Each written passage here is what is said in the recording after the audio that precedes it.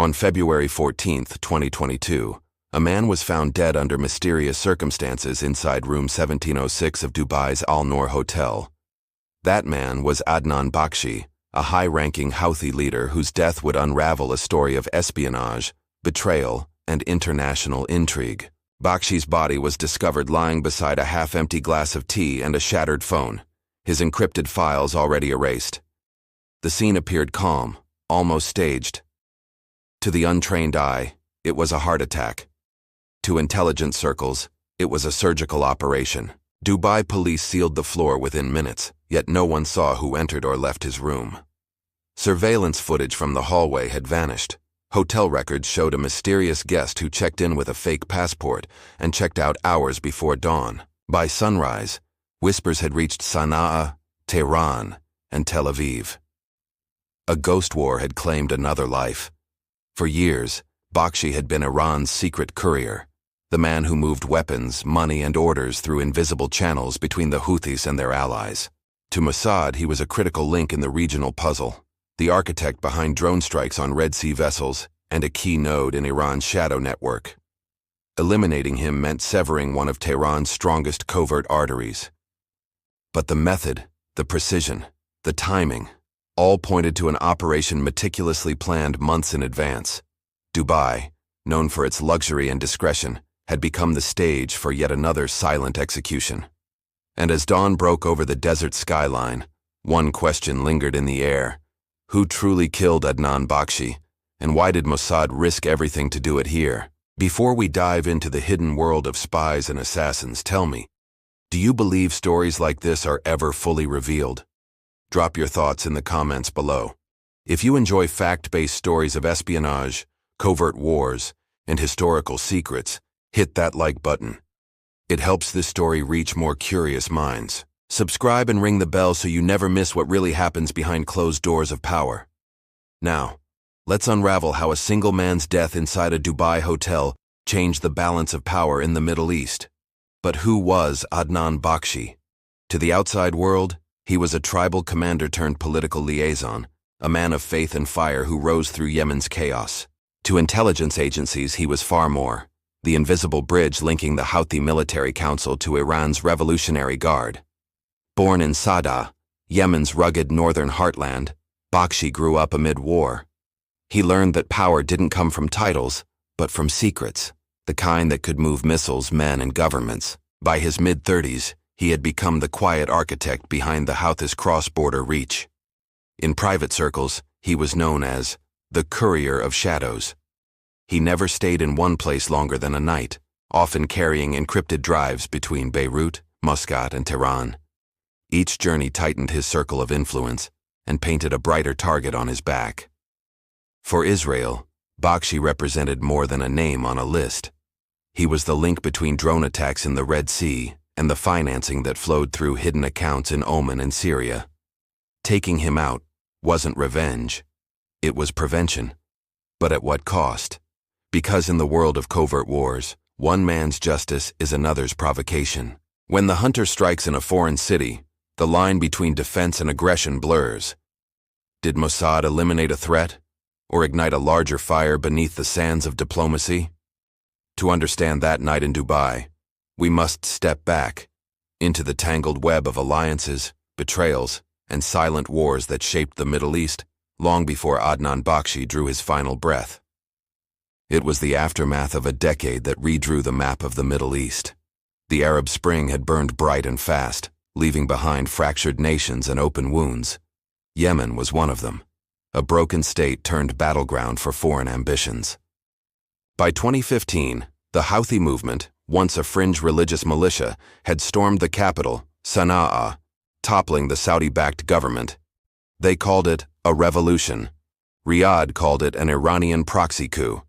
Between those two claims lay the truth, and a new war that would never end. The Houthis, emboldened and supplied by Iran, launched drones and ballistic missiles across the Red Sea.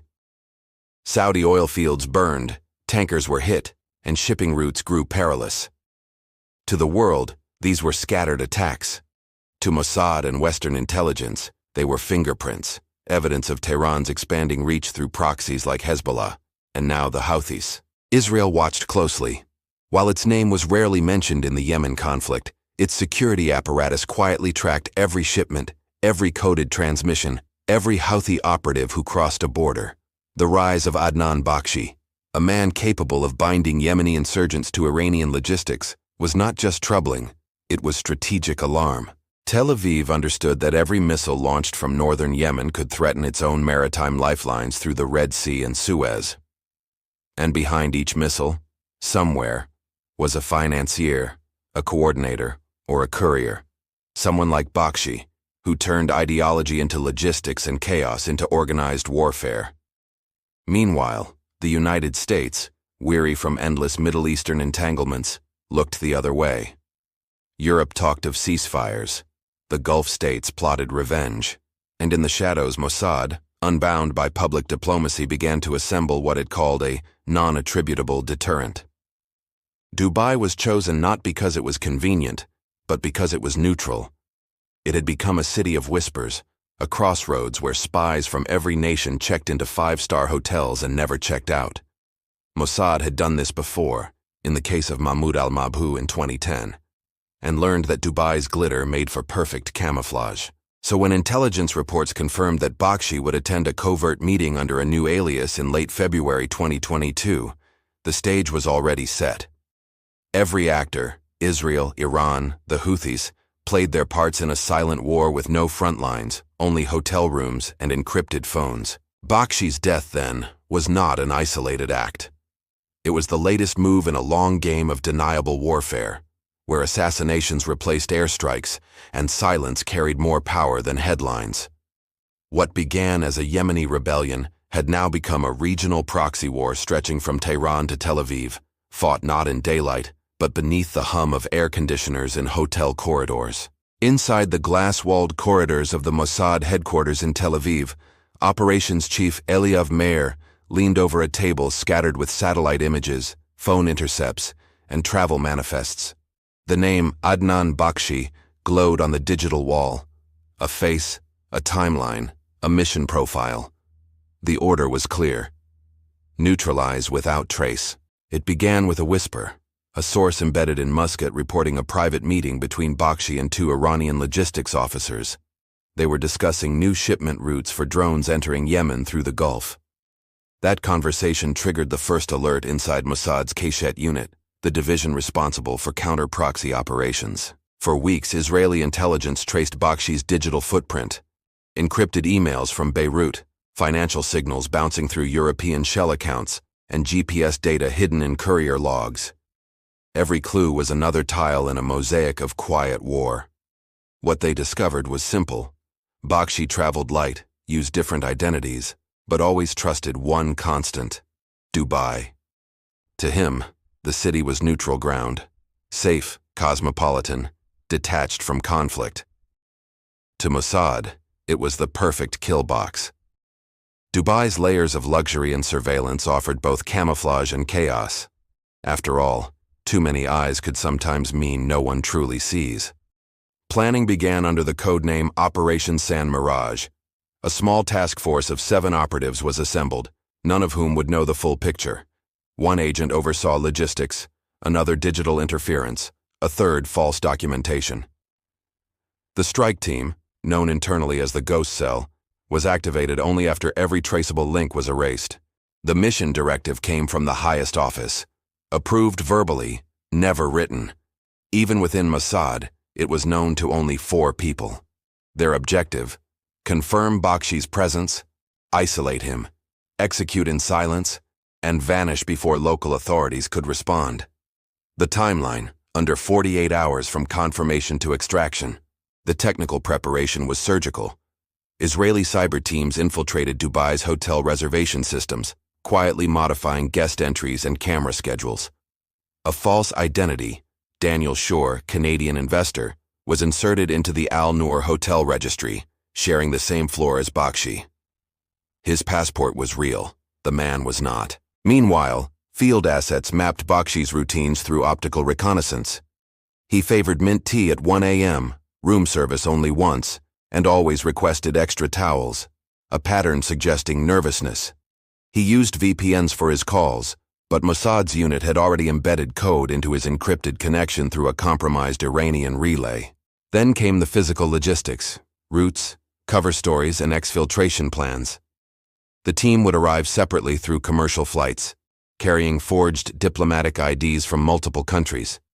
Their tools were minimal: microtransmitters, an aerosol injector, and a timed pulse jammer to scramble CCTV feeds for exactly 6 minutes.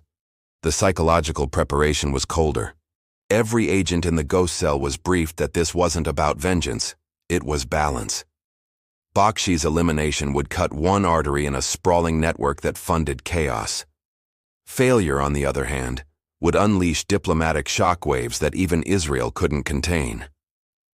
Inside a windowless room beneath the Tel Aviv compound, the final simulation ran.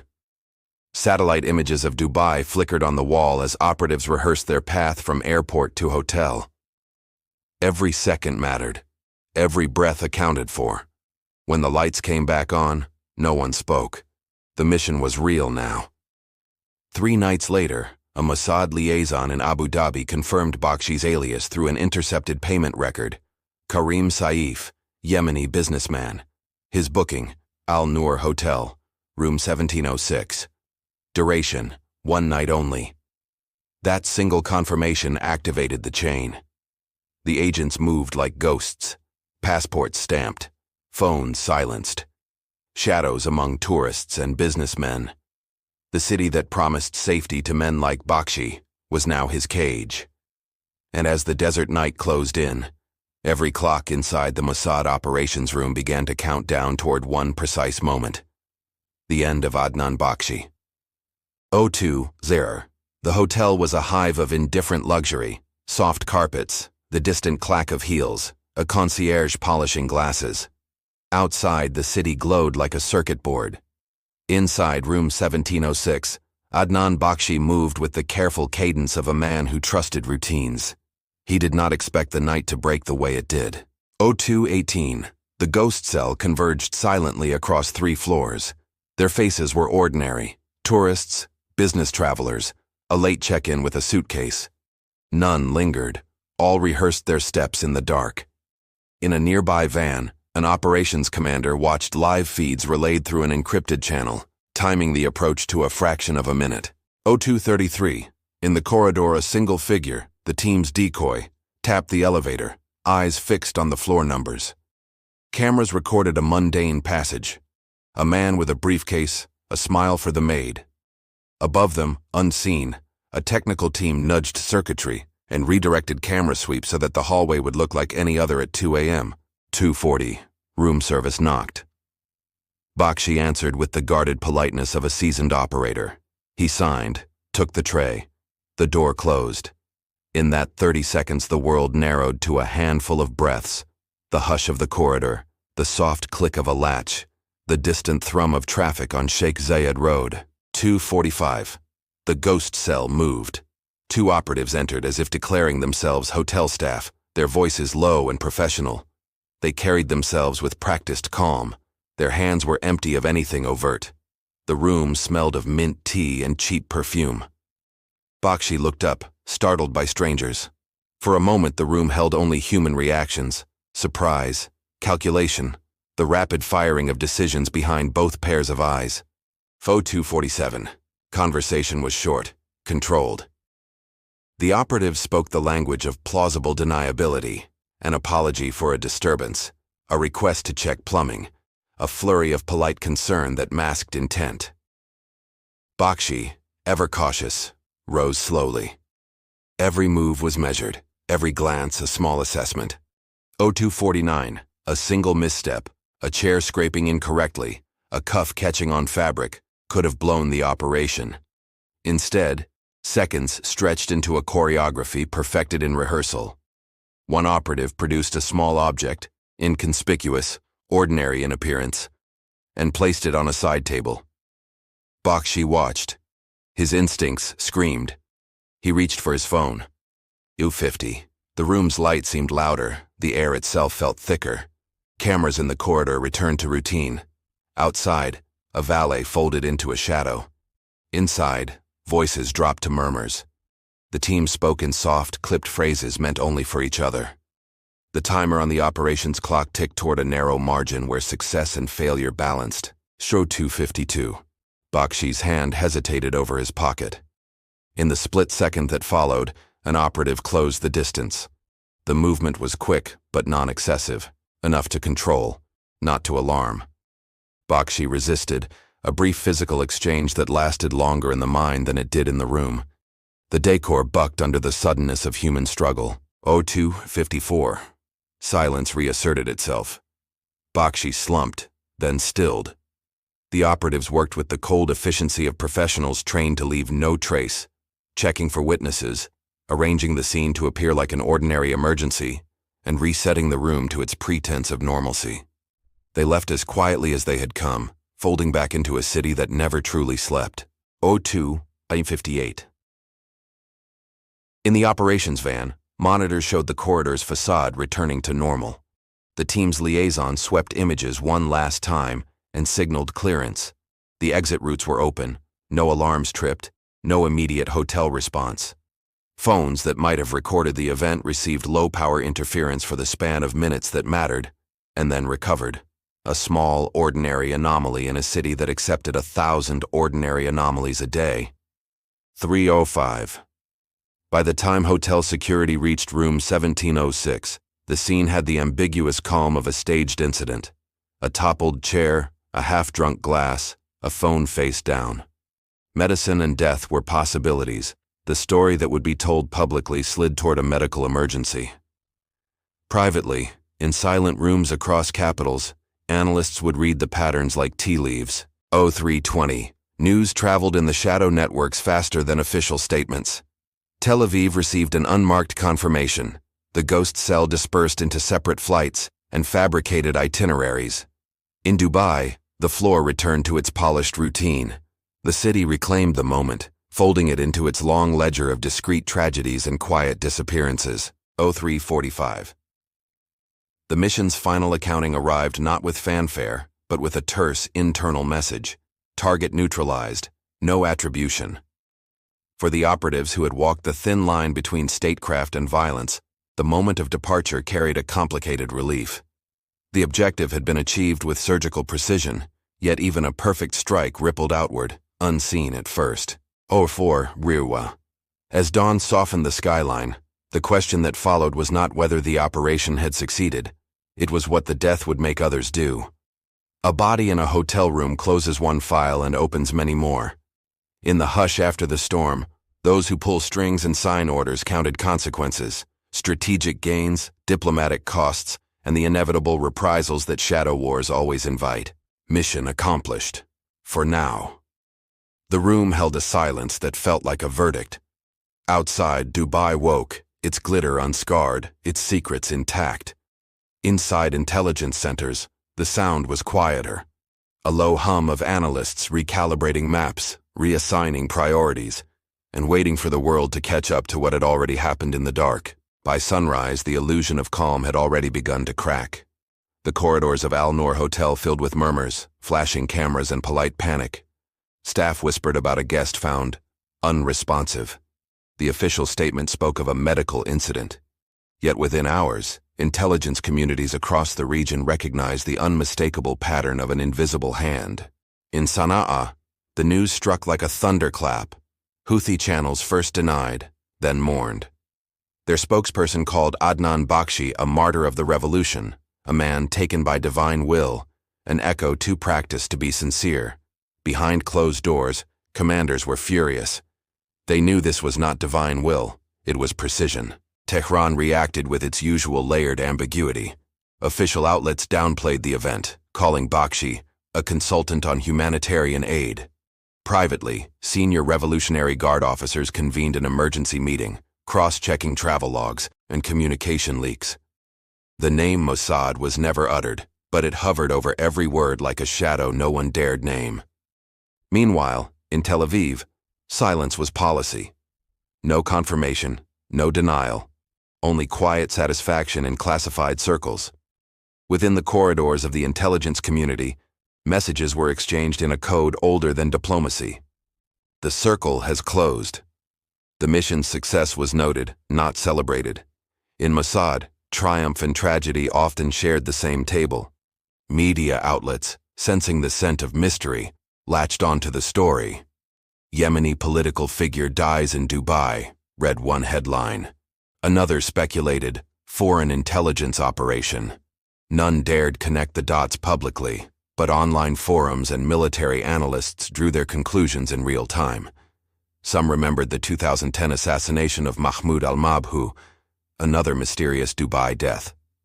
The comparisons spread fast. In Dubai, authorities moved quickly to preserve the city's image of neutrality. The hotel was sanitized, CCTV replaced, and statements rehearsed. An investigation was announced, but never pursued with conviction. For a place built on discretion, one scandal too many could tarnish billions in investments. Silence once again was profitable. In the wider Arab world, the reaction split along predictable lines. Some condemned the killing as Zionist aggression beyond borders. Others quietly admired the precision, the daring. Within Gulf intelligence circles, there was whispered respect, not for the act itself but for the flawless execution. No noise, no trace, no mistake, one observer remarked. But within the Houthi ranks, Bakshi's death sparked paranoia. Phones were switched, meeting places abandoned, and internal purges began. The invisible war had crossed another line, from Yemen's mountains into the heart of the Arab world's safest city. Every commander wondered who might be next. As the sun dipped over the Gulf that evening, news channels moved on to politics, oil prices, and football. But in embassies, safe houses, and encrypted chat rooms, the message remained clear. Mossad had reached into Dubai again, and this time, the ripples would be far harder to contain. But as hours turned to days, the story of Adnan Bakshi's death began to fracture. Official statements blurred, timelines shifted. What started as a medical emergency evolved into whispers of foreign operatives, chemical agents, and silent weapons. Each retelling painted a different truth, and every truth hid another lie. The official Emirati report, released quietly 3 days later, listed the cause as cardiac arrest due to pre-existing health conditions. No toxins found. No evidence of foul play. The CCTV blackout was dismissed as a brief technical fault. Yet, digital forensic analysts, particularly from neighboring intelligence outfits, found those few minutes of missing footage suspiciously precise. The Houthi narrative told a very different tale. Their media wing declared Bakshi a victim of Israeli-American collaboration, alleging that a foreign hit team had infiltrated Dubai using forged European passports. According to this account, Bakshi had been lured into a meeting with supposed Yemeni businessmen, an ambush in disguise. He died a soldier, their statement read, fighting the unseen enemy. But there was also a third version, one whispered through diplomatic corridors and intercepted transmissions. This version suggested Bakshi's death might have come not from Mossad, but from Iran itself, a quiet silencing of a man who had grown too independent, too visible. Some believed Bakshi had begun hoarding leverage, coded accounts, contacts, and operational secrets meant to ensure his own survival. For Tehran's handlers, that made him a liability. Adding to the confusion, a leaked document surfaced weeks later. A supposed hotel security memo detailing 3 foreign guests checking out minutes after Bakshi's death. The memo disappeared as quickly as it appeared, buried under corporate legal threats. Conspiracy theorists seized upon it, claiming it was proof of Mossad's direct involvement. Others said it was bait, misinformation meant to mislead the world. Meanwhile, Western intelligence analysts remained divided. Some saw Mossad's signature, precise timing, minimal collateral, immediate digital sanitization. Others argued that such surgical perfection pointed to internal betrayal. Someone with access, not infiltration. No one kills that cleanly without the room's consent, one former operative was quoted as saying in a closed briefing. The moral debate flared in think tank circles. Was Bakshi's killing an act of preemptive defense or a violation of international sovereignty? Did Israel have the right to strike a foreign national on neutral soil? Supporters called it necessary, a calculated measure to stop a proxy commander orchestrating attacks on civilian shipping lanes. Critics called it reckless, a dangerous precedent of unchecked assassinations. Dubai, as always, maintained its composure, neither confirming nor denying anything. The city's silence became part of its mythology, a place where power plays out quietly, where the rich and hunted coexist under the same chandeliers. And so, the truth dissolved into layers of speculation. Perhaps Mossad's hand was real, or perhaps Tehran removed its own pawn to reset the board. Perhaps Bakshi was indeed the target, or perhaps someone else in that hotel room was never meant to leave alive. Even years later, intelligence veterans disagree on one simple question: who signed the order? The fingerprints, the timing, the method, all perfect, all deniable. That is the nature of shadow wars. In the world of espionage, every death tells a story. The only question is, whose version survives? Bakshi's death was surgical in execution but seismic in consequence. Militarily, removing a logistical node slowed certain Houthi operations. Planned drone launch windows narrowed, and a handful of incoming shipments were disrupted. Yet the network proved resilient. Other couriers quickly shifted routes, and decentralized cells adapted. The immediate tactical gain was real, but partial. A delay, not a decisive collapse. Politically, the strike recalibrated regional calculations. Gulf states felt both relief and unease. Relief that a threat had been degraded. Unease that foreign intelligence could carry out lethal operations inside their borders without visible consequence. Dubai's status as a neutral hub suddenly seemed more brittle. Host governments privately reassessed security protocols and diplomatic posture toward covert actions on their soil. For Israel, the operation delivered a clear short-term message. Its reach extended far beyond the front lines. That deterrent value matters. Adversaries must now account for the possibility that key operatives are vulnerable, even in supposedly safe cities. But deterrence comes with costs. Each clandestine success tightens the diplomatic knot Israel must untangle. Increased scrutiny, covert retaliation risk, and strains on relationships where plausible deniability used to protect mutual interests. On the Houthi side, the psychological blow was significant. Bakshi's elimination inspired immediate paranoia. Meetings moved, communication protocols hardened, and trusted lieutenants were vetted or purged. Yet in the longer arc, martyrdom narratives strengthened recruitment and resolve. Leaders who fall in dramatic circumstances often become symbols.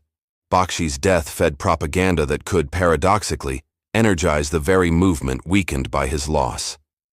Iran's posture shifted subtly but importantly. Whether Tehran had ordered retaliation or recalibrated supply lines, the perceived vulnerability exposed by the strike forced a policy tightening. Proxy coordination became more compartmentalized. Handlers reduced direct contact and leaned on secure indirect channels. This raised operational friction and cost for Iran's regional ambitions, but it did not sever them entirely. Diplomatically, the event strained the illusion of neutrality in transit hubs. Governments wary of public backlash tightened visa and hotel staff vetting, leading to a small but measurable chilling effect on the informal channels used by spies and couriers. Commercial security firms boomed. Private intelligence desks offered new services. In the quiet, the infrastructure that once facilitated deniable operations became more cumbersome and expensive. Strategically, the strike revealed an uncomfortable truth. Modern proxy wars are fought across municipal lines and corporate lobbies, not merely on battlefields. The proliferation of low-cost drones and covert financing means that removing a single node rarely ends a campaign.